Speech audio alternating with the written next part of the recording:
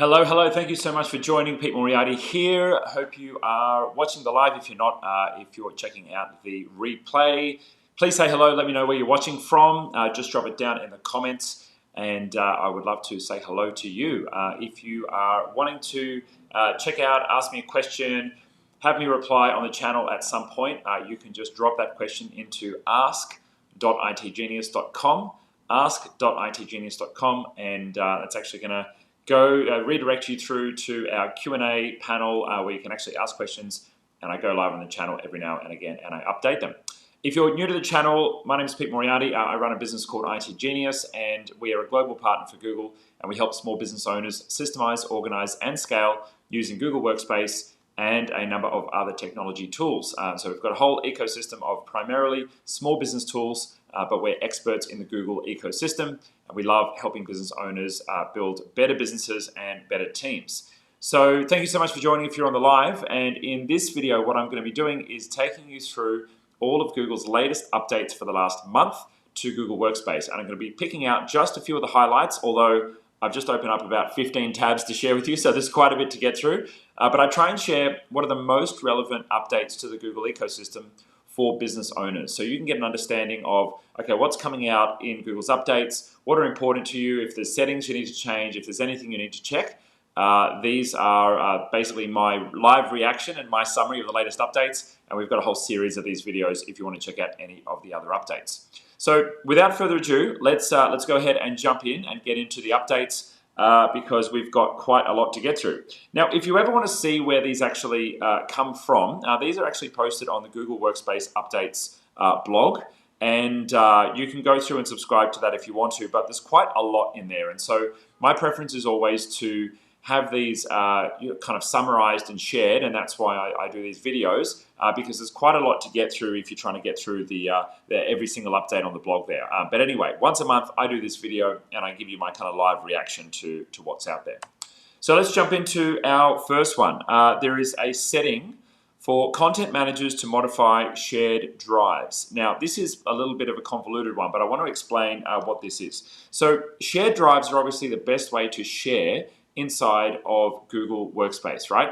You've got your My Drive, but you've also got your shared drives. And your shared drives are basically the place where you can go where you can set policies for what's happening inside that drive and what kind of data is sitting inside that drive.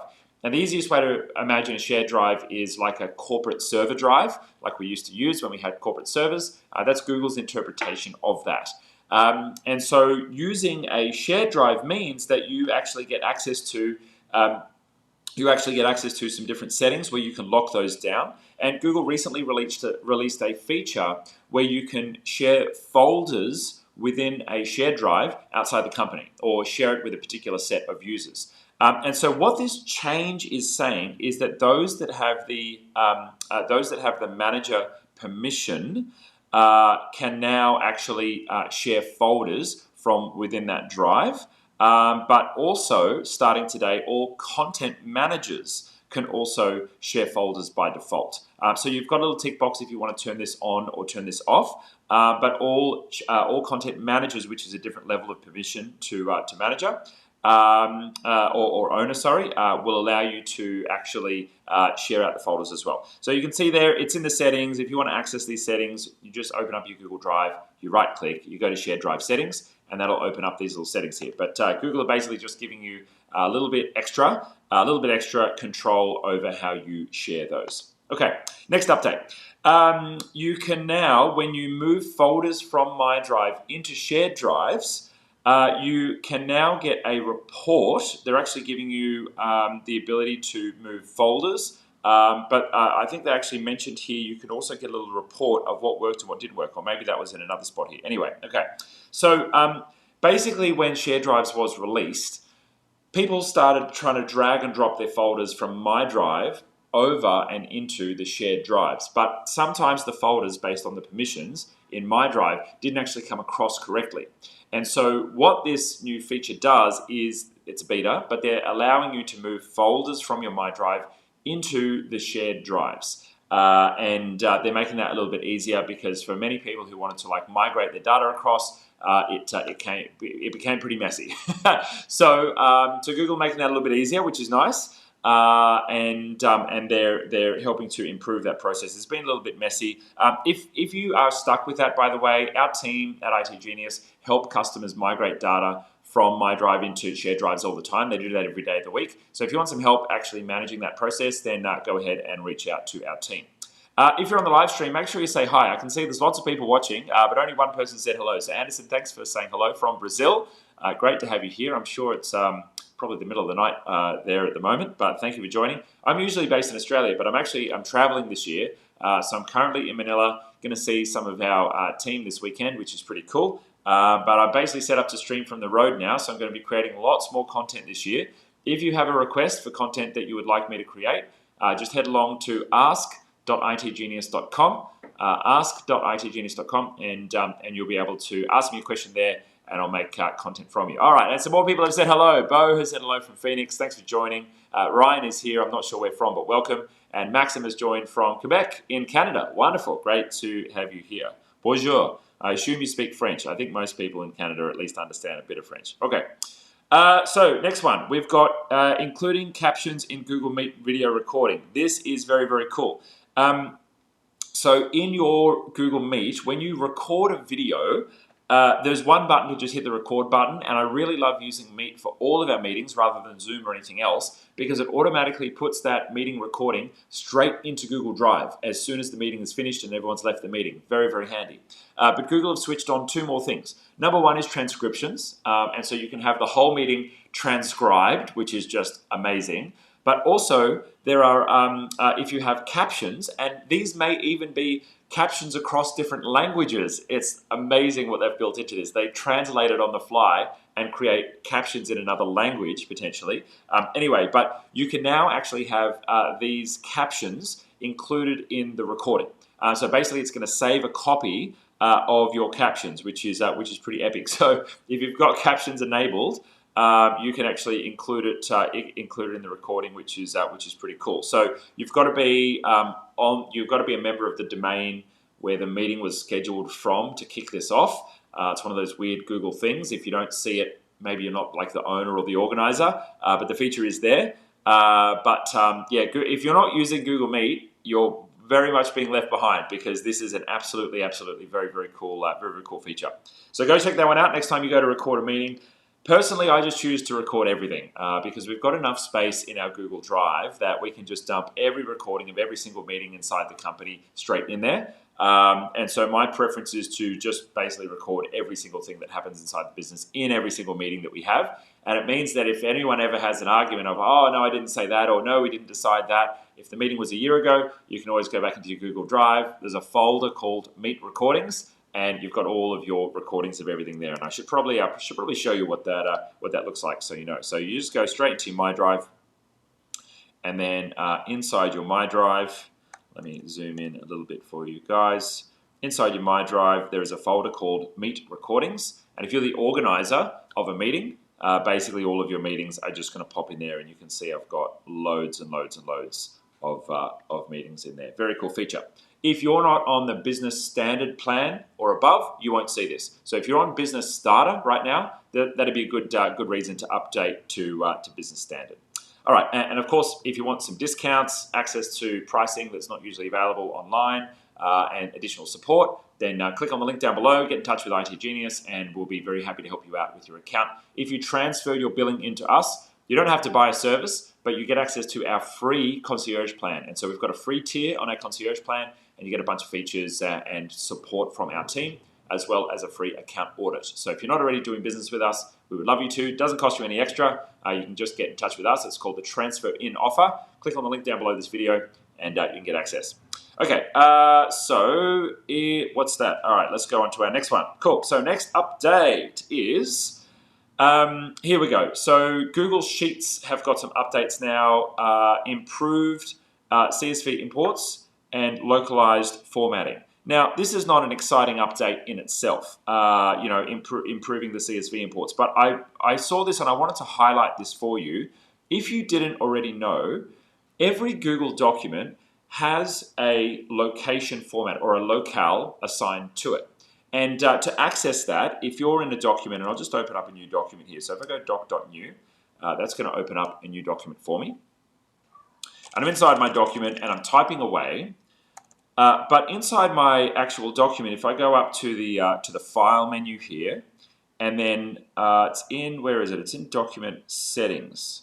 And why can't I see the settings? That's the rule of demos. Every time you do a demo, something breaks. Maybe it's in details. No. Have they changed it? I don't think it's in page setup. No, it's not. This is where it makes a liar out of me every time. Every time.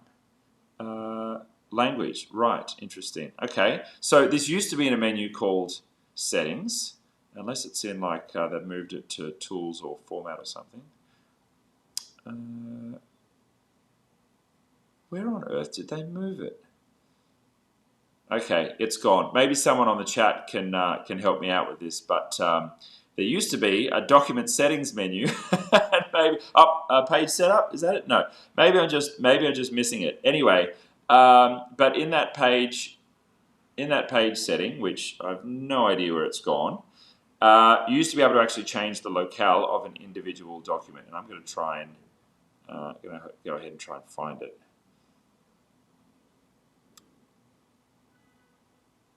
Preferences. Maybe it's in preferences. No. WTF. It's disappeared on me. All right, if anyone knows in the comments, let me know. We'll come back to that one. Anyway, but you can actually change the locale of any document that you're working with. Now, why is that important? Because any document that has a locale that is different to your country may use the incorrect characters. It may use an incorrect keyboard layout. It's going to potentially calculate numbers differently, because some places will calculate numbers and put commas in the wrong place on numbers and those kind of things. And a big one on documents especially is spelling. And so you want to make sure that you get the locale correct on anything that you are working on. So that's why it's very, very important to have your settings correct. Now, I don't know where that is. Locale. Let me open this up. I'm sure there's got a help guide for me here. Locale, file, and then settings. Interesting. All right, let's go back. I'm going to try this one last time. File. I don't see settings there. Isn't that bizarre? That's so weird. Maybe because I haven't saved it. I don't know what's going on here. No, got nothing. Anyway, I'll come back to that one another time. That's fine. Okay, so let's go ahead and move on to the next one. Okay, improved membership management for spaces. Google have just basically made an update which makes it easier to see who's in a space right now and who's been invited to the space but they might not have joined. You can see here there's an extra little privilege for Space Manager. I don't think that really means all that much. I think the only thing a Space Manager can do is they can delete messages that other people have posted. So if you've got like a big group chat and someone posts something inappropriate or whatnot that maybe shouldn't have been posted, then that would be something that the Space Manager can go and do. Click the button and basically then delete that individual message. So that's one option if you really wanted to use that. But you can also see like there's now an added and an invited menu. And I tend to set up in my Google Chats group-based permissions, and we've got a number of videos on the channel on how to use group-based permissions, why that's important. But effectively the setup there is if you invite a group to a space and you have a bunch of people join from that group, they won't necessarily automatically join themselves. Like they've got to go and look for the space to go and find it. And so sometimes you'll want to like add people individually, and that's where you can use the adding button here. Now, if they're inside your company, it's automatically going to add them. I'm pretty sure, 99% sure, it's going to automatically add them to the space. But if they're outside your company, then you're going to have to wait for them to get a email invitation, and they're going to have to click that email invitation. So there's some subtle differences to how chat works. One of the things that I like to do is if I'm inviting somebody to a space, to like a chat space, and maybe they're, it's like a client or a partner, and they haven't been able to access the space as of yet, then what I like to do is I like to open up Google Chat on my desktop, and I actually go up into the URL here, and you can cut and paste that URL and you can share it with anyone. And so if someone has access to the room or to the space, they're now called, with that URL, they can click that URL and they can access it. And I think my team will probably have to go back and blur that URL. Although, I mean, if you tried to join that right now, you wouldn't actually get access to it because you don't have the right permission. And Google are pretty good with their permissions. So that's Google Chat. Little update to that. Not that significant, but a little bit easier. Next update is easily sharing access to presented content in Meet with all attendees. That's pretty cool. If you haven't already seen it, if you're using a Google presentation, so a Google Slides deck, and you're in a Google Meet, when you present that presentation, you can actually flick through the presentation slides from right within Google Meet, which is the best feature that they've implemented, I would say, in the last year or so. That is very, very cool. Now, they've added an extra little button in here, which is what they're highlighting, and that is that you can click one button there, and it's automatically going to share the presentation with everyone in the meeting. So that's a really cool little feature. Really love that one. So they get, a little notification. It's popping it in the chat here. And just little integrations like that make it absolutely a dream to use the Google ecosystem for everything. I've said in many, many videos, it makes sense to go all in on Google, because when you go all in on Google, everything just seems to work really nicely together. Down to things like, if you're using Slack rather than Google Chat right now. I know Google Chat is not amazing. It doesn't have every single bell and whistle and feature that Slack does have, but it's got 95% of them. And every time I open up my Google Chat and I go to message my PA and it says she's out of office today, and I remember, oh yeah, that's right, she asked for leave today, I know not to hassle her on a DM, and otherwise I would be doing that in Slack and it would be pinging her mobile phone just to be able to see inside somebody's chat automatically when they are out of the office. Then it just makes things really, really easy. And if you don't know what that looks like, let me show you my screen here. I'm inside my Google Chat. I can see immediately Gypsy is off sick, so she's updated her status. So I can see that there. And I can see if I go to send her a message down the bottom here, it says out of office and back on Thursday. So I love those little features. And, from Google Meet to Google Chat to Gmail, everything just talks to each other really, really nicely in a sweet little ecosystem. So as much as possible, my recommendation would be to use Google Tools always so that you can get things working together nicely. And honestly, as you scale, if you're a growing business and you've got 5, 10, 15, 20 employees, or you're starting to get north of that to go really into high growth scale up mode, then the additional funds that you have to pay to have lots of different piecemeal applications that you're bringing together, like Zoom, like Slack, like I don't know what else you might be using, Dropbox if you're not yet using Drive, they all add up, and you end up with what I call subscription fatigue, which is that you have all these different apps, and every time you onboard a new staff member, they're getting clipped along the way for all the different apps that you have to roll out. Okay. So next up is an improvement to calendar scheduling, and you can actually have multiple calendars be checked before you allow yourself to be available for appointments, which is pretty cool. So when you normally set appointments up in Google Calendar, you can choose the times of day when you want to be available. But if you have a look down here, what this is actually showing now is you can designate additional calendars that may be a personal calendar of yours that you want to have Google automatically check before it allows someone to book in a schedule with you. So very cool feature. If you're someone who's using the scheduler feature right now, go and check that and make sure all of your other calendars are actually designated and checked before it marks you as available. I really like that feature. Well done, Google. All right, built-in operability between Google Meet and Zoom. This is an interesting one. Google making some inroads into talking to other apps and solutions. So this update is specifically about Google Meet hardware. And so if you've got Google Meet hardware, which is sitting in a boardroom or a small meeting room, highly recommend you consider those if you haven't, by the way. And Google Meet hardware will allow you to have a TV with a small camera and a remote control and a speaker set, and you can just click one button and join a meeting, and it effectively turns any old TV that you set up into a professional video conferencing setup. And it's only like a couple of $1,000 for the setup to set up a meeting room, whereas in the old days, meeting rooms would cost $5,000 to $10,000 or more to kit out in a professional way like this. So once you've set that up, you can actually now join Zoom meetings from your Google Meet hardware, which for me has been one of the biggest buggers of using that hardware, because someone would send me a Zoom meeting link to an external meeting and I wouldn't be able to access it. So you can join Google Meet.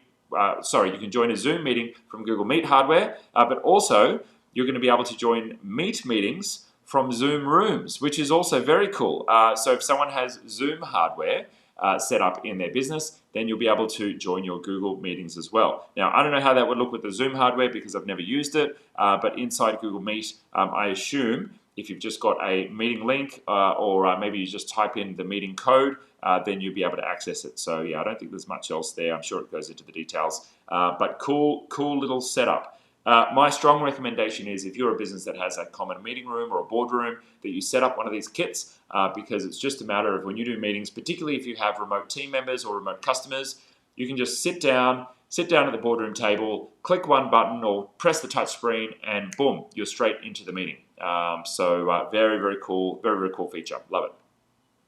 Okie dokie, next up.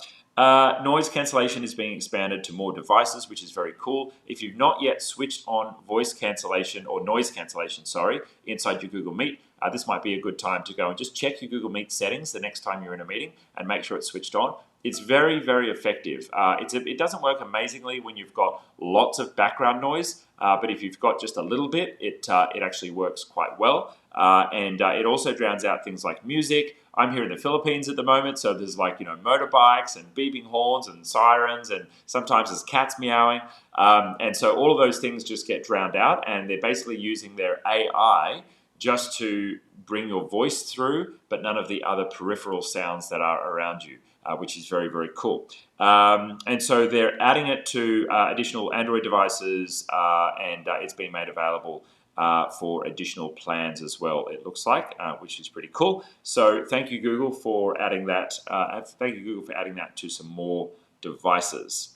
All right, next up, let's talk about chat.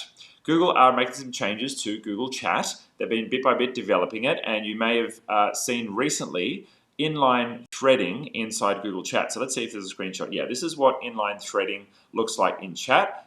Basically, if you have a chat space, I try not to call them rooms. They were rooms previously, but now they're called spaces. If you've got a chat space and someone posts a message, then everyone else will have the ability to actually create replies underneath. Those messages, as you can see there. So those replies will bring in basically like a threaded conversation. And effectively, this looks a little bit more like what you used to have inside of Slack. If you were using Slack, Google have made it operate pretty differently. Now, this is different to how Google used to do things, or how Google have been doing things for a while inside their what they call topic-based conversations or threaded-based conversations. Now, topic-based conversations look like this. Let me zoom in here so you can see. You open up a group, you hit the new topic button, you post a topic name, and then you can have a chat underneath it. And it kind of works. You can see here that if they get long, they roll them up there, everyone can jump in and create. Everyone can jump in and basically create the thread that they want and tag the people that they want, and you can choose to follow or not follow threads. They're all pretty cool features. But to be honest, it gets a bit messy. Like, I've got 16 people in this room, and it worked, but every now and again I'd want to go back to a thread from like a week or two ago, and I wouldn't be able to find it, or I'd have to search. Or maybe, I created a thread and people started talking, about things, but I'd have to do the scroll ups and try and find the point in the thread where people were actually talking about the thing that I wanted to reply to. And maybe I wanted to reply to something that someone said yesterday, but there's been 20 messages since then, and I've got to mention their name and say, hey, about that thing yesterday, and then chat that way, right? So chat has been a bit of a mess, and Slack has always done it way, way, way better. Google have finally conceded, and they're just copying how Slack do things. But they're now making it the default for every new chat that is being created. And so if we see what Google are saying here, let's zoom out. They're basically saying users will no longer have the option to organize by conversation topic. Basically what that means is they're effectively phasing out that topic view. And so if you haven't already, it probably makes sense to just adopt and switch over to the new format, which is basically the spaces without the topic thread. So what did that look like? Well, when I go to create a new space in here, if I go to create a fresh space, in the advanced menu, I could choose to organize by topic. Google are basically saying that's no longer going to be available, and everything is going to be threaded by default. And you can still choose whether or not you want people outside the company to join, but effectively there's only going to be one kind of spaces allowed. I did like the topics. I really wish they kind of did topics and then added the threads within the topics as well. That would be helpful. But I think Google just have conceded that the topics were pretty confusing. They never rolled up small enough. I think that was my main complaint. If they had rolled up smaller, then they probably would have been easier to use. But I think Google never really got that. So topics are dead. I don't think they'll migrate the topic conversations over to the threaded ones. So you're probably going to have to recreate your rooms. You can't convert a room after you've created an old one. All of this just feels really googly, doesn't it? Like really googly doing dumb stuff, which is a little bit annoying sometimes, but that's Google. Love them and hate them, right? Anyway, so that's where we're up to. Let me know what you think about that. I'd love to know. Drop it down in the chat. Do you think Google Chat is good right now? Do you think it still needs improvement? Like if you're using Slack, I'd love to know, is it something that Slack still does that Google doesn't do very well? I remember when Google Chat first came out, they launched with the integrations. They launched with the bots. They launched with the API-based integration, so you can have third-party apps and services via Zapier drop stuff into chat. So I think they did pretty well with the launch, but they just never really nailed the threaded conversations until now. They're finally getting better, and they're getting it. So let me know what your thoughts are on that.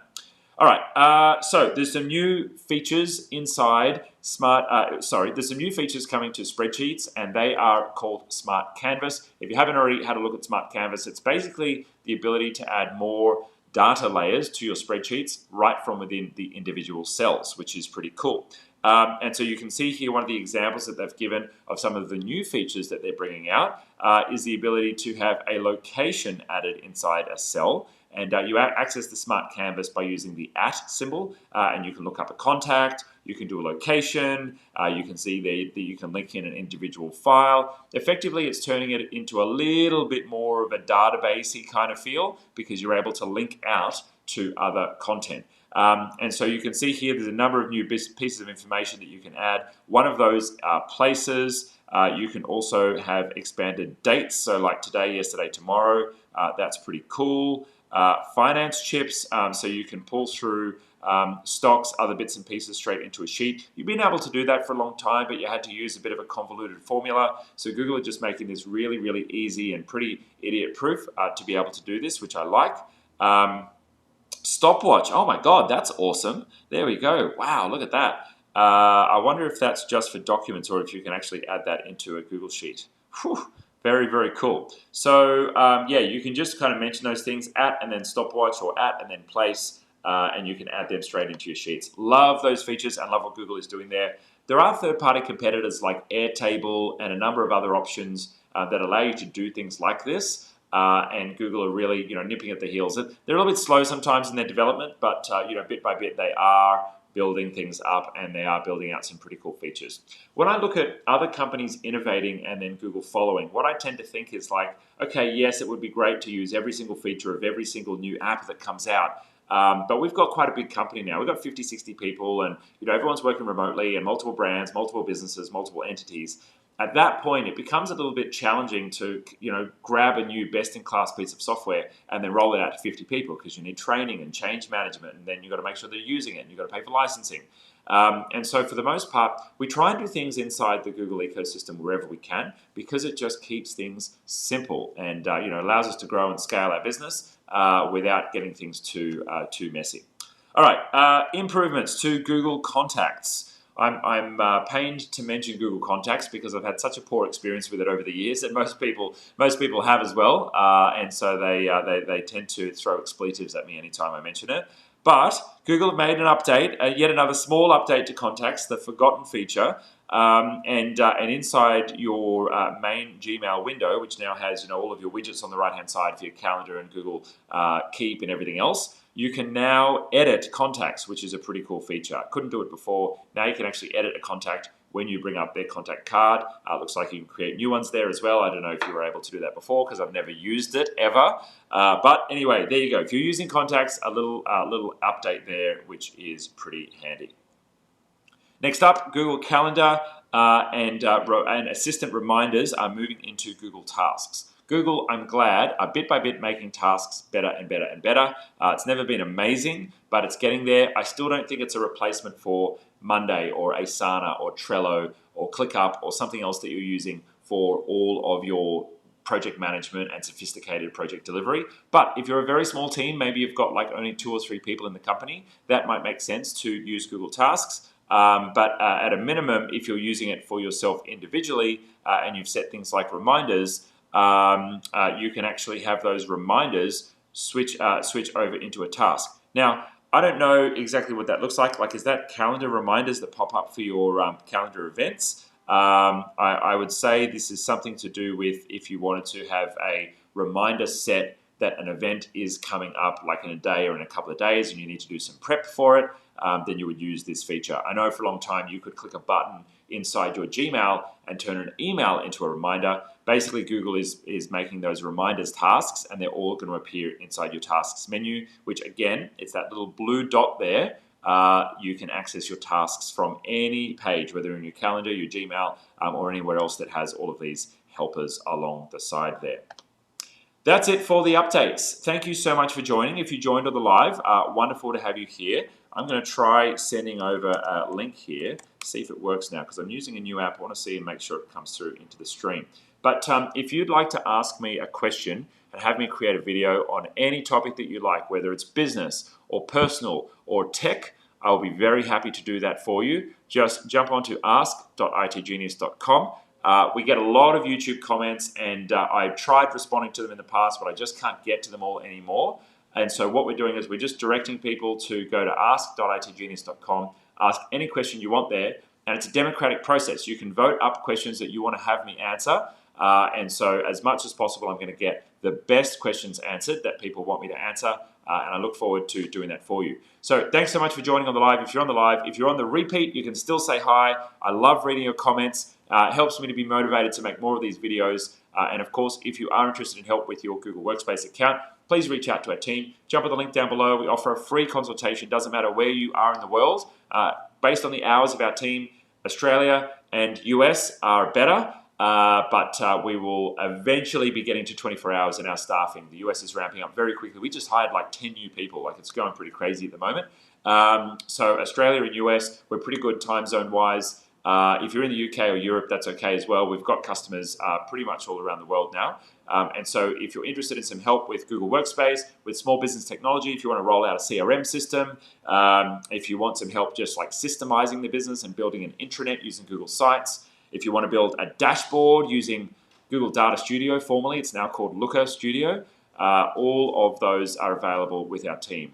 And so if you're interested in getting help with anything to do with the Google ecosystem, or you just want a tech checkup of your tech stack from some IT experts who kind of know our way around Zapier and all the other bits and pieces to make a small business work, then book in a call with our team. Jump on the link down below. We'd love to chat with you. The team is super busy at the moment, but they will make time for you.